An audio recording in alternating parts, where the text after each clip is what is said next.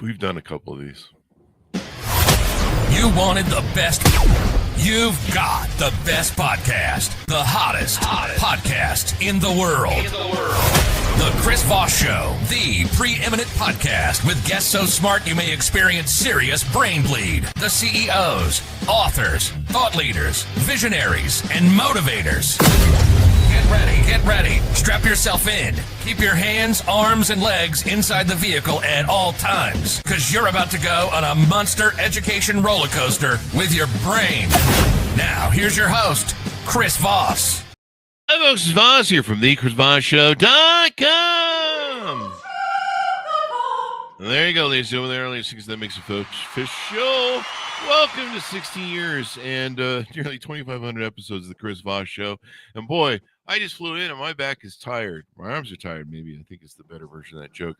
But we need you to, of course, always listen and support the Chris Voss Show podcast. Go to goodreads.com/Chris Voss for your family and friends. Go to facebook.com/Chris Voss, linkedin.com/Chris Voss. Chris Voss, one of the TikTokity and all those crazy places there are on the internet. Folks, we have an amazing young man on the show today. We're going to be talking about his hot new book that's coming off the presses in November 18th, 2025. It is entitled A Talent for Giving, Creating a More Generous Society That Benefits Everyone. That's a pretty good title. I like that. Who thunk it? Well, John Studzinski did. We're going to have him on the show. We're going to be talking about his insights, his experience, and why this is a good idea to start being a more generous society, because we need all the help we can get. It's 2025. John commits his time to business, finance, and philanthropy. Since 2018, he has served as a managing director and the vice chairman of PIMCO, a global investment management firm. In his philanthropic activities, he actively emphasizes the importance of human dignity and the role of mentoring and active networks. He is the founder and chairman of the Genesis Foundation, a UK-based charity that supports emerging artists, commissioner of the UN Commission on Modern Slavery and Human Trafficking, chancellor of Leeds, Trinity University. In the U.S., he serves as a board member with the J. Paul Getty Trust, St. Patrick's Cathedral, and the Foundation for Art and Preservation in Embassies, and a member of the Council on Foreign Relations. Oh yeah, we've had a lot of people from the CFR on. He was awarded a CBE, Commander of the British Empire, for his services to arts and charity. Pope John Paul awarded him the Papal Knighthood, and for his work with the homeless and marginalized, and a Knight Commander of the Saint Sylvester. Boy, that's one I haven't got on my resume. The Knight Commander. That sounds awesome. And for his work in human rights. I love these titles. They're awesome. For 40 years of investment experience, he holds an MBA from the University of Chicago and a bachelor's degree from Bowdoin College. There you go. Welcome to the show, John. How are you? Chris, I'm fine, although it sounds like it's not my biography. It sounds like it's my obituary. So let's hope we knew John well. Let's hope we have a few more things to talk about. But thank you for the kind introduction. Thank you. Well, I introduced you as a young man, so you got plenty of years left. So, John, give us your .coms. Where do you want people to find you on the interwebs to get to know you better? Well, john.studzinski at PIMCO, PIMCO.com. There you go. So give us a 30,000 overview. What's inside your new book? Well, when I was 6 years old, I worked on my first project. My mother and I set up a food shelter for homeless people, basically a soup kitchen, because there was a need for it. We had very little money, and it was all about addressing a short-term problem. And my whole orientation in life has always been focused on trying to help people by dealing with not really money, but figuring out how you marshal your ties, your talent, your time, or your network. And I know this sounds all rather plain vanilla, but the reality is I wasn't really thinking very much. And a couple of years ago, I wrote an article in the New York Times saying every individual has been given God-given talent. We've all been given talent, and most of the time we don't know what our best talents are. And sometimes, if we carefully think about talent, we can use that talent, um, not for just making money and supporting our lives, but actually for helping other people and perhaps for helping the common good. I wrote an editorial. It was at Christmas time, and about 3 months later, the editor of Bloomsbury, publisher, contacted me and said, no one has written anything on entrepreneurial philanthropy, Mm-hmm. looking at the individual, what you can do to make a change at the grassroots level, to make a change in yourselves and in your society. And I think all the people listening to this have had a moment in their life when someone gave them a break, Yeah. someone gave them a chance, someone believed in them. And perhaps that was to do with their talent or their network, or someone was just trying to be kind to them. Mm-hmm. And I want to turn that around and say, let's start encouraging people to stop thinking about philanthropy, about something someone else does, someone else who has a lot of money or a lot of power or a lot of prestige, but actually looking at your own individual self and say, okay, what's my talent? And can I use that talent to address a problem or an issue or something Mm-hmm. else? And, when I was in my late teens, Chris, I worked for 2 years with Mother Teresa in the leper colony in India, in Mm. Calcutta. Wow. And the thing I learned most there is, and I think this is something you very much relate to with your own ethos, and many people, you can only change the world one person at a time. Yeah. And I really do believe that, one person at a time. So sometimes when you're thinking of these big, grand schemes, um, you think, I can't do that. I don't have enough time. I don't have enough money. But sometimes projects can be very focused. Mm-hmm. They can start small. They can Mm-hmm. start incrementally. And I'm also quite dedicated to the scriptures, both the Old Testament and the New Testament. And everybody, or many people listening to this, will be familiar with the parable of the talents. Mm. And of course, there's the one worker who's given 5 talents and produces five. There's one who's given 3 talents and produces three. And there's one who buries the talent in the ground and is chastised because he said, why did you bury it? You could at least given it to me and I Mm-hmm. could have gotten some market rate on it. But it's actually the talent that we often bury that is the one that can potentially produce, Mm-hmm. I believe, the greatest gift to society. And you've got extraordinary listeners, and everyone is probably feeling, could I do more for the common good? And I think we're living in a society, not just in the United States or in Europe, but globally, where we've relied too much on corporations, too much on the government. And I think it's time to put this back into a grassroots mode, an individual mode, as to what we can do ourselves based on our own talent. And I'll shut up in a minute, Chris, because I'm talking too much. But the last thing I would say enthusiastically is, I believe in young people. I think young people are so much about the future. And when I interview young people between the ages of sort of 15 and 20, and I say, what are your passions? What would you like to do? Their eyes glaze over. But when I say, what are you angry about? Or what frustrates you? Or what gives you great anxiety? I get a long list of things. And then I sit down one on one with them and talk about how they might use some of their talent to address some of those issues and perhaps turn it into a project or an initiative that can actually help change the problem and support the common good. Mm. And there you go. I mean, in doing that, this is kind of the thing that binds a lot of entrepreneurs to creating a better society or trying to create a better society. Uh, the hell hath no. What's the line about good intentions pay the way to hell. But jokes aside, we see problems in the world. We see things that are happening, whether it's a widget or whether it's a charity or something of that nature, and we go, "Hey, I want to fix that problem." And we're usually paid in direct proportion to how well we fix that problem and its value to society, and if we're successful in it. And you're right. It's something I think everybody needs to think about. Maybe it is. And I like how you focus them on, okay, well, you don't like these things, and you're very angry about it.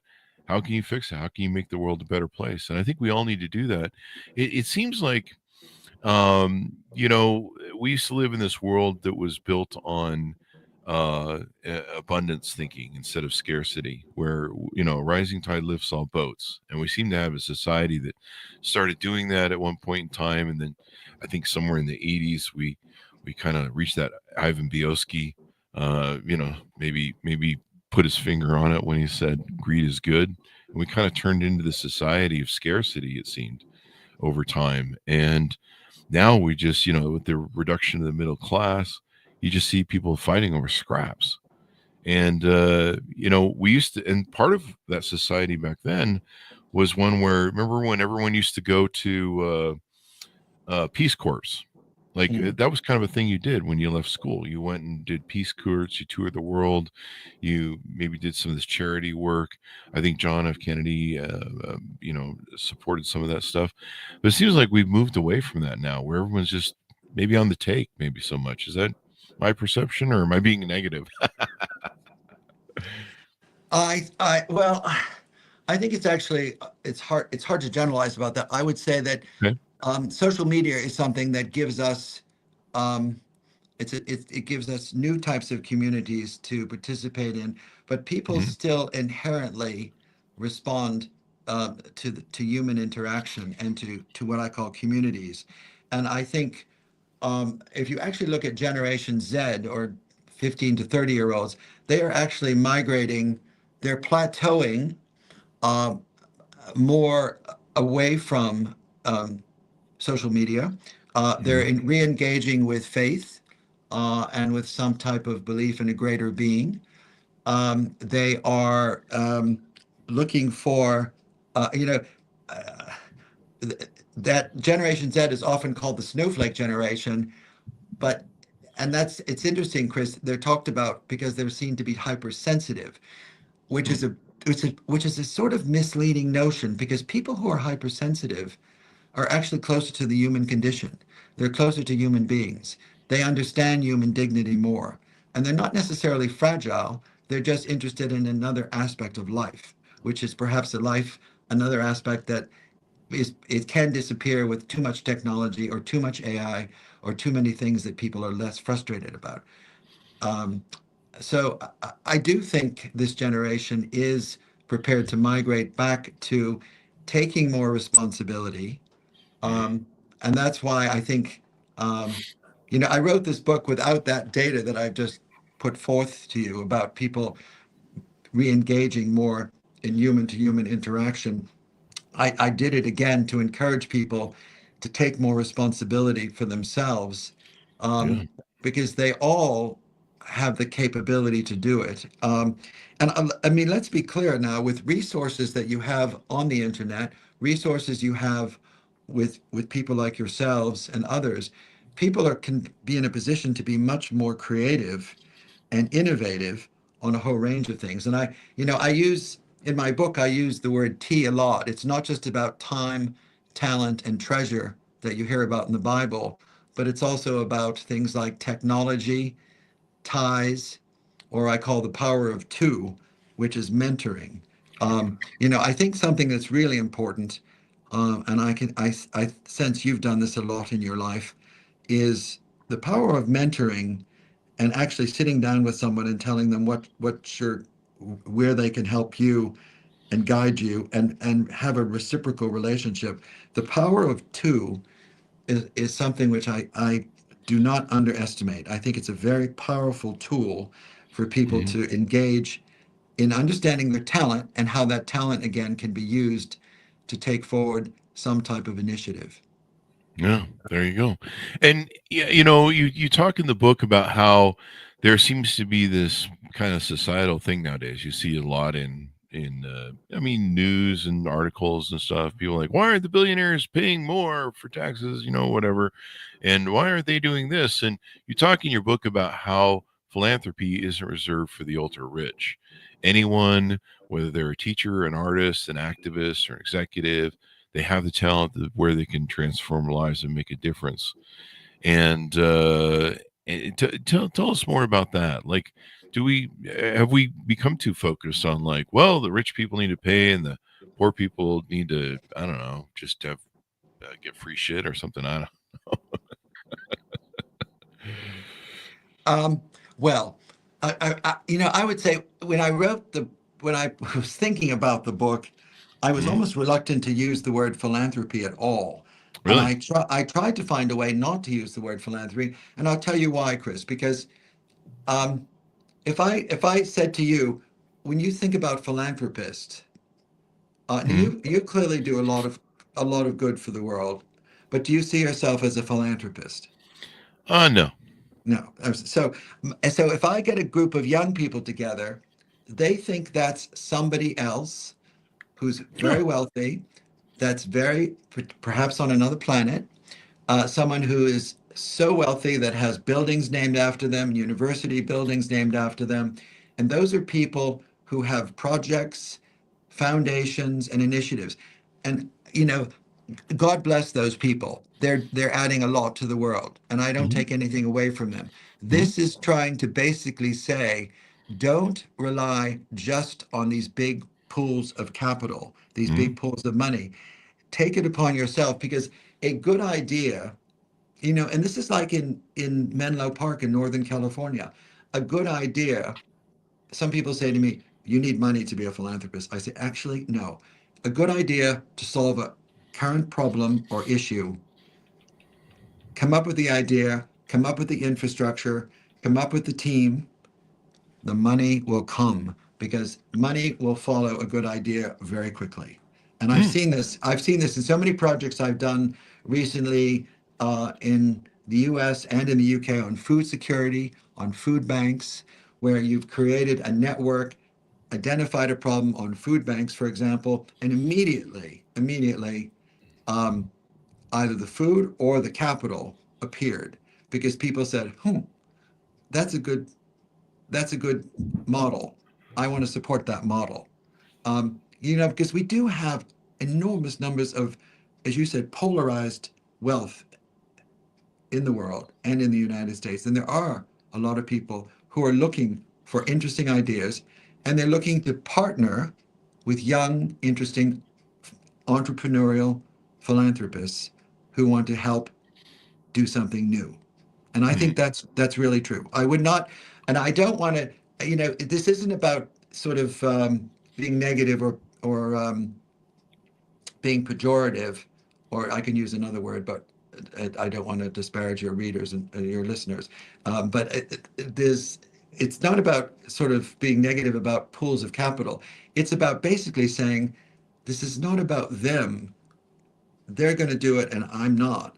This is about everyone has the potential. Because what's interesting is, and you again have written about this, when you're generous Hmm. and when you do something that has an impact on one life or many lives or has a domino effect, it has an extraordinary fear. You get like it's more than a sugar high. I mean, it's an extraordinary experience when you find yourself doing something that is, you know, I often use the word, you become a constructive disruptor.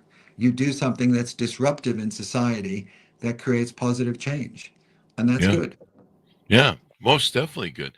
One of my favorite sayings, and I discovered this early on when we started our companies. Actually,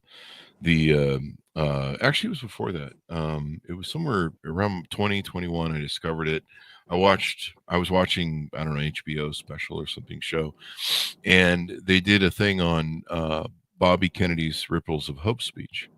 And one of my favorite quotes from it, where he quotes, "It is from numberless diverse acts of courage and belief that human history is shaped each time a man stands up for an ideal or acts to improve the lot of others or strikes out against injustice. He sends forth a tiny ripple of hope, and crossing each other from a million different centers of energy and daring, these ripples build a current that could sweep down the mightiest walls of oppression and resistance. And I've given that plaque out in pictures to CEOs and friends of mine. I quote it. I think about it a lot. That each one of us can make a difference in the world, and whether or not we're yoked by that or we feel we're yoked by that, I think that it is our job. It is our job to leave this world as a better place. And one person at a time, one thought at a time, sharing your ideals, not hiding your talents, as you talked about. And I think that maybe follows up to what you said. Tell us, feel free to expand on that. I don't want to not give you a response to that, but let's also talk about your upbringing. What shaped you? What got you through life and made you make the choices that you did that got you here? Well, I was raised I was raised north of Boston, Mm. Peabody, Massachusetts. Um, And I brought and in the Kennedys. yeah, no, well, What a uh, flow in there. yeah, no, and yeah, no, and actually, Kerry Kennedy, Robert Kennedy's daughter, is a friend of mine, Oh, and really? she's a dear friend of mine, and actually, she's written a very positive comment on the book, so you can find that. That's awesome. Yeah, no, and she runs a very good human rights organization. Um, Mhm. but when I grew up in I'd say a working class family, my father was an accountant, my mother was a nurse. Both my parents were in the U.S. Army during World War II, uh, and they were very, very. They spent. They really were in the army. They both worked hard in Europe. Mhm. My father was very close to General Patton. He was actually his driver, Wow. and my mother was met a number of interesting people from in the medical side. So we sort of brought up in a very um, and my grandparents were Polish immigrants.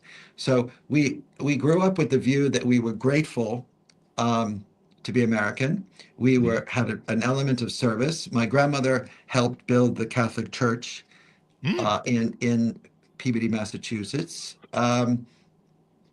And this is probably too much information. And I was born as a Catholic on St. Joseph's Day. So my middle name is Joseph, but my mother felt that was auspicious because, of course, Joseph is an important character in the Bible. Mm. So I, from an early age, I was very engaged in um, working with the homeless. When I was an adolescent, I set up a toll-free hotline it was the first toll-free hotline um, in 1968 Wow. for venereal disease in America. It was set up with the Really? JCs. And we had billboards all across America that said 1 in 4 people will get venereal disease at some point in their life if they do not seek public health information. So this was a toll-free hotline. It was aimed at adolescents, Wow. and we got crews of public health nurses to work in all. It was actually in 48 states, and it was very effective. It was called Operation Venus, Mm. and so that was again very focused on dealing with an issue because at that point in time, this was long before anyone heard of communicable diseases, but Yeah. it was a Long before. time it was very constructive. Yeah. But at that time, I got again engaged with people who were marginalized, people who were either afraid Mhm. or not comfortable with their situation. So I did a lot of Okay. work with public health nurses Yeah. in urban areas, particularly Boston. What Um, what motivated you to start those first two companies? What was the motivation behind that? Was it money or was it no, no, no. It making a was difference? well. I was so my mother brought me up with the notion that you should always be prepared to give the shirt off your back to someone who may Really? need it more than you. Wow. And Well, that's different than what they teach kids nowadays. Well, I know now they teach them, I guess, to order 2 more shirts on Amazon, That or right? I just, mean, yeah. yeah. Well, I don't know about that, but I think they're actually, I think one of the things, there are inherently enormous numbers of good people across America who Yeah. are very generous, who are very forthcoming, Mhm. and actually who do a lot, as you just said, sort of a lot of unidentified heroes who make people's lives different. So I've always had an ethos that and I was very blessed. I had a good education. I was very, very lucky to go to Morgan Stanley and to get a very good Wall Street training. And I always believed, you're all familiar with that wonderful line, Chris, from the Bible, to whom much has been given, much is expected.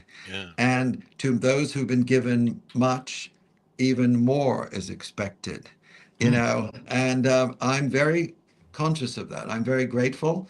And I Mhm. think when you've been given a lot, it's incumbent upon you to share it. And there's another, you probably see that I kick off the book with a wonderful comment from a Roman poet, that nothing is worth having unless you share it with others.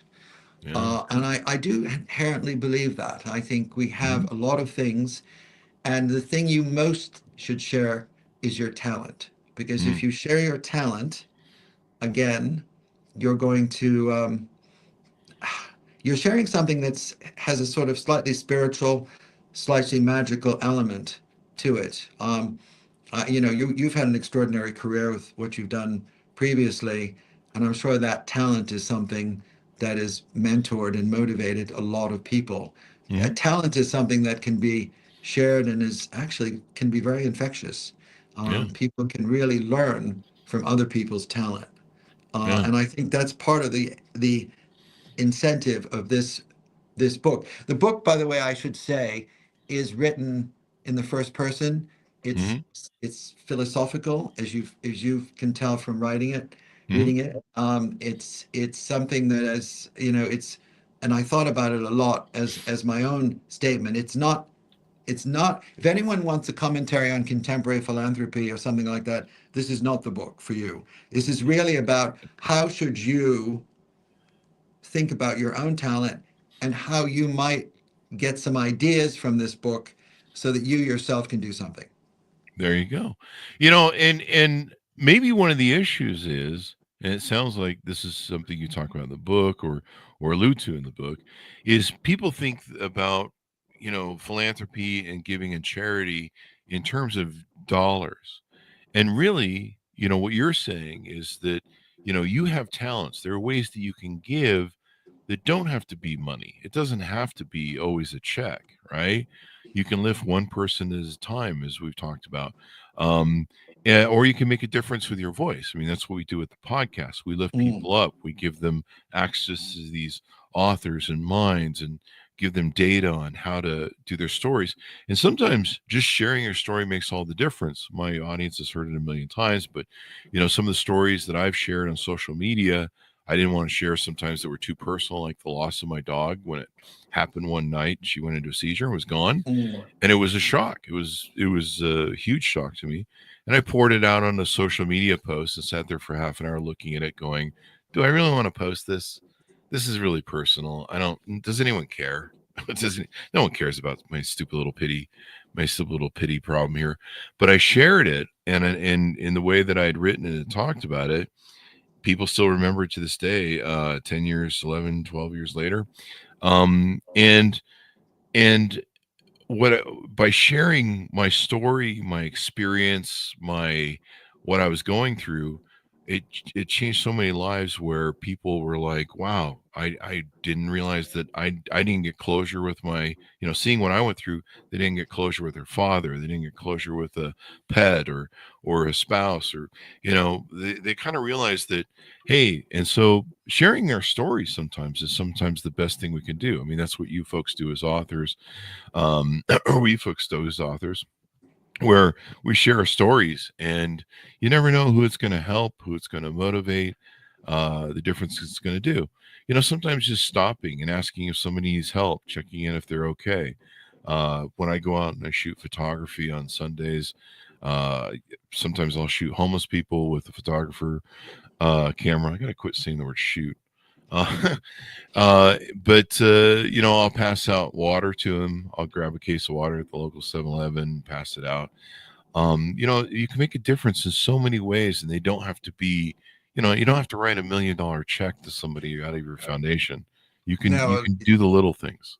you're absolutely right. I spend Christmas morning every year in the night shelter I helped co-founded in London, the Passage. Hmm. Um, Christmas morning, I sit in the night shelter with mobile phones, and I get either children or parents or husbands or wives to call a member of their family. And of Wow. course, many of these people have dysfunctional, awkward, or totally destructive relationships, and they Hmm. don't want to call them. And I sit there and go through, I have my ways of doing it, of dialing the phone and encouraging them, supporting them. And then you see the glow on their face Wow. when they actually have a connection. And I said, just wish them a happy Christmas, wish them a Merry Christmas. And you have this moment where you get so much joy, which Hmm. comes back. And there's a wonderful um, um, giving money alone is what I call checkbook philanthropy. You write the Hmm. check and Hmm. you sort of say, okay, get out of my life. Here's the money. I don't want to go to this dinner. I'm not interested in you. I'm not interested in your project, but here's $100. Okay, that's fine. Hmm. There's a wonderful early Puritan expression that sits on a gravestone in Western Massachusetts that has become a great mantra. Um, It's actually on a very famous author's gravestone. I'll tell you who the author is in a minute. But the expression is, you have what you gave. So everything you've given, you actually have. You never will lose that. You had what you spent. You lost what you kept. And that's on your gravestone. You have what you gave. So everything you've given in your life, whether it's time, talent, treasure, you'll always have that, Chris. And I Hmm. believe that. It's always part of your balance sheet. It's always part of your life. It's always part of your heart and soul. Hmm. It's you. You had what you spent. You spent your money on something and it's gone. Hmm. And then everything you kept, when you're gone, Hmm. you've lost that. That's no longer part of you. That goes to someone else. That's true. So, and that is on Herman Melville's gravestone. Mm. And I really think it's a very beautiful thing. And I've used it to teach people to think about their own lives as they get older and their balance sheet of life. Mm. You have what you gave. And Mm. gave is not just money, it's time, it's talent, it's ties, it's technology, it's Mm. your tenacity, anything. You Yeah. have you have it and you'll always have it. And the most important thing, Chris, is no one will ever take that away from you. Yeah. Yeah. Yeah. The contributions you made to other people, and sometimes just being can make a difference. Sometimes just doing what you're doing. When we changed the format of the show 10 years in, during COVID, or when the start of COVID began, and we decided we were going to talk about things that were more important about life and everything else. Like, we just talked about Silicon Valley and Google and Apple and Samsung and stuff before that. Interviewed a lot of CEOs, but uh, I was like, I want to do something that changes the world and has a better effect and raises people's knowledge and their stuff. And so sometimes it's just raising your voice, like you spoke about with the talents. Don't bury your talent, raise your voice. And I think some people, you kind of alluded to that with the Gen Z, where when you talk to them, I think some people don't feel they have a voice, or they can't have a voice, or maybe they don't have a position to have a voice. I've had people say to me, I can't be a leader. I'm not the CEO. I'm like, everyone can lead. A parent leads. We all have leadership positions, and we all affect and um influence each other, whether we like it or not. I mean, if you're driving down the road and someone cuts you off and you get really angry and honk at them, that has a down the line effect on everybody involved. So maybe we should learn to lift instead of better. Maybe you should, pull when they pull over, give them a student driver card so they can, take some courses or something. That's a good one. I should put that on windshields for people who park bad. So there you go. I mean, but we all have influence, and maybe that's the thing that the other lesson we should get from your book is we have influence whether we know it or not, and we can raise our voice, we can raise our talent, we can live our purpose. I mean, part of my purpose in life isn't just about me and rewarding me. It's about doing something bigger. With photography that I've recently gone back to, it's sharing images that change people's lives or that gives a reflection of us on our thing. The comedy we do on the show is, comedy is a mirror to human nature. And sometimes shining that light, sharing a message, sharing a story, we all go through all these cathartic moments and times in life where we go through dark times. And sometimes those are the best times to start giving. Usually when I go through my cathartic times, like, okay, well, we've lost whatever that was, and why don't we go, instead of worrying about our stupid little problems, go give and help some other people. And so sometimes I'll go for charity stuff around then, and sometimes it's the best time to give, because then you kind of learn a gratitude and a humbling for who you are, what you have, and maybe it's time to worry about the world some more instead of yourself. I don't know. That's kind of how I think about it. Well, I think there's another element here, Chris, and I don't want to scare some of your listeners, but I think also when you give your time and you can volunteer, I'm very clear in the book that sometimes if you're trying to get engaged before you start a project, sometimes you want to get engaged in other projects to see how they function. And sometimes you shouldn't give money to something at all. You should ask to volunteer. And if they embrace you as a volunteer, if they'll train you as a volunteer, if they respect you as a volunteer, then you say, okay, this organization might be a good fit with me and for me. And if you volunteer, they'll train you. But then you start to say, well, what am I learning about myself? And it's an interesting exercise, because you find when you volunteer, regardless with the gamut of society, you're holding up a mirror and you're seeing things in yourself perhaps that you haven't seen before. And I find, whether I'm dealing with very sick people, when I was working in India, whether I'm working with, I deal with a lot of survivors from modern slavery, from different parts of the world, or from people who are on the streets in London or New York. I find I learned so much about myself. And I think if more people realized that it's a rich experience, I think they would realize it's a much more therapeutic experience than paying money to a psychiatrist or a psychologist or anyone that's going to help you better understand yourself. You might find a lot, you learn a lot about yourself by virtue of putting yourself sometimes in uncomfortable positions. When I mentor young people, I always ask them, I said, you only grow by pushing yourself outside of your comfort zone. And I think you need to push yourself outside of your comfort zone. You need to jump into the deep end of the swimming pool and learn how to swim in a different way. And I think sometimes when you do that in volunteering, dealing with different types of people, different types of situations, you do learn a different side of your own skills, and you take your talent to another level. And some people think they have very good social skills. They might find out they need to improve their social skills. Some people might think they're very good listeners. Actually, the art of listening, as you know, because that's part of your day job, people can listen even more, because sometimes listening and pausing, you get much more information. And, I've sat next to homeless people in the shelter sometimes for 10, 15, 20 minutes before starting a conversation, because I just sensed it was not the right I wasn't going to patronize anyone, and I wasn't going to be disruptive to their privacy Mhm. or their dignity. And then Mhm. finally, I might say, hmm, so um,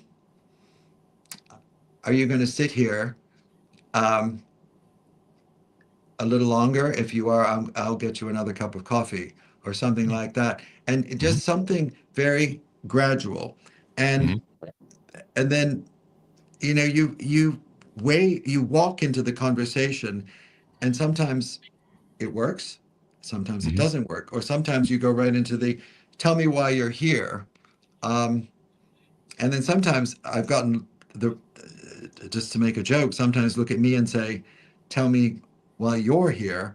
Mhm. Why are you here? You don't belong here.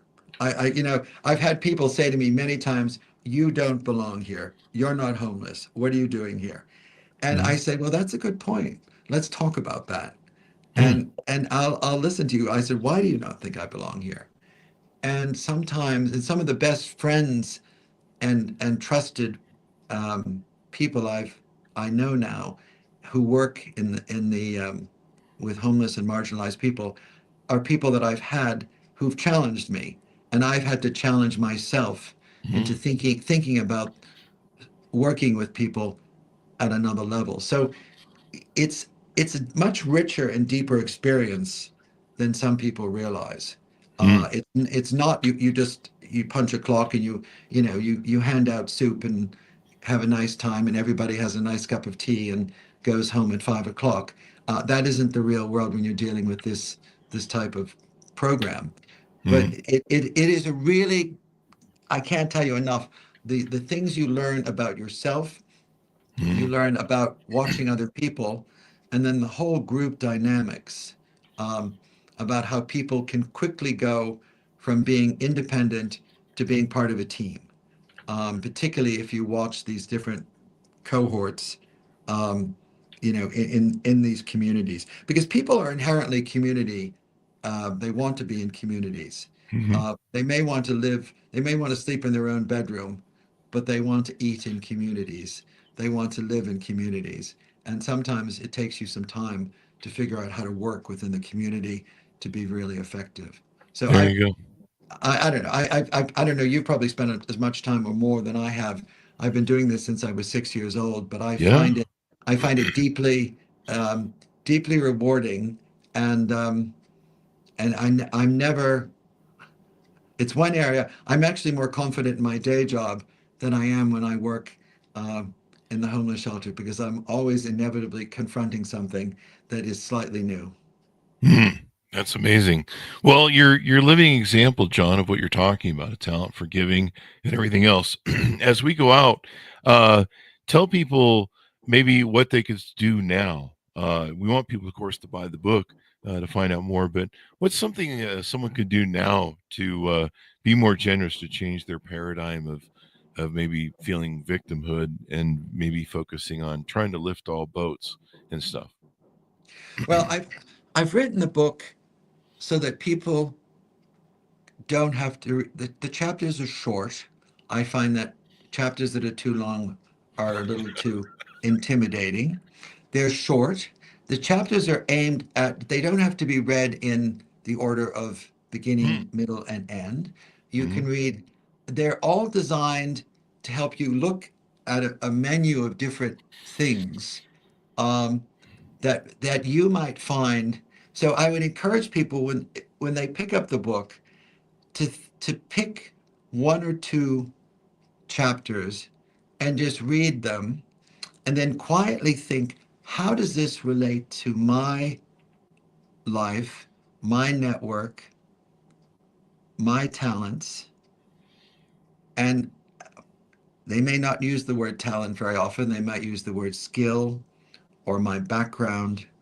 Um, and it may also be something they want to share with their family, because Mm-hmm. I've had many people already who've looked at the book and they've actually sat with their children and asked their children how, as a family, can they do this as a family project, and actually find a project that will involve the whole family in looking at the talents within the family and how to mobilize that to sort of address something.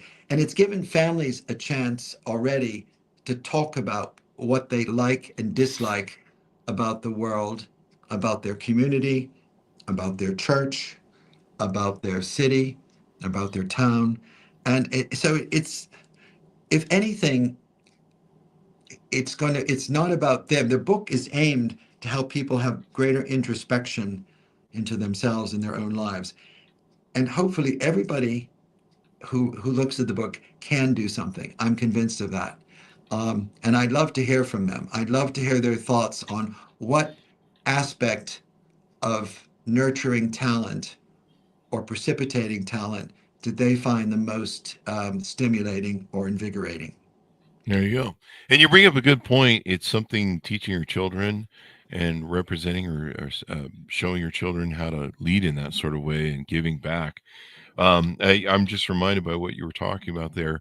My parents would take us to old folks' homes, and we would sing and play piano. And there was some other people we'd take, and they had different talents of entertaining and stuff like that. And we would just go and commiserate with them and lift them up, give them hope, and make them feel visited and stuff.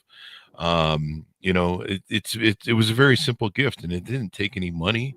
It took time and effort, but it taught us at a very young age to give and the importance of it. Well, John, this has been very inspiring. As we go out, give people your final thoughts, where to pick up the book, and any .coms you want them to find you at. Well, Chris, thank you very much. It is on it's on Amazon. They can pre-order it on Amazon. It's not available again until November 18th, and it's John Studzinski Studzinski at pimco.com. And I think I almost regard this book as a pilot, Chris, and I'm hoping that you and I can have a conversation in the future, and maybe some of your listeners can share some of the stories as to what motivated them, what encouraged them, what really excited them to do something. Because I'm nothing special, but I've just managed to try to move things along, and other people can do the same. There you go. Everybody, we need to contribute and lift all boats. Thank you very much, John, for coming on the show and sharing your wonderful message with us and book. Thank you very much. Thank you. And thanks, John, for tuning in. Order up the book wherever fine books are sold, folks. It is entitled A Talent for Giving, Creating a More Generous Society That Benefits Everyone. Out November 18th, 2025. I love it. The rising tide lifts all boats, and if we look at each other from an aspect or mindset of abundance rather than scarcity, it changes your whole world and what you contribute in it. Anyway, guys, go to goodreads.com/Chris Voss, linkedin.com/Chris Voss, facebook.com/Chris Voss. Chris Voss won the TikTok and all those crazy places the Chris Voss show is at. Thanks for tuning in. Be good to each other. Stay safe. We'll see you guys next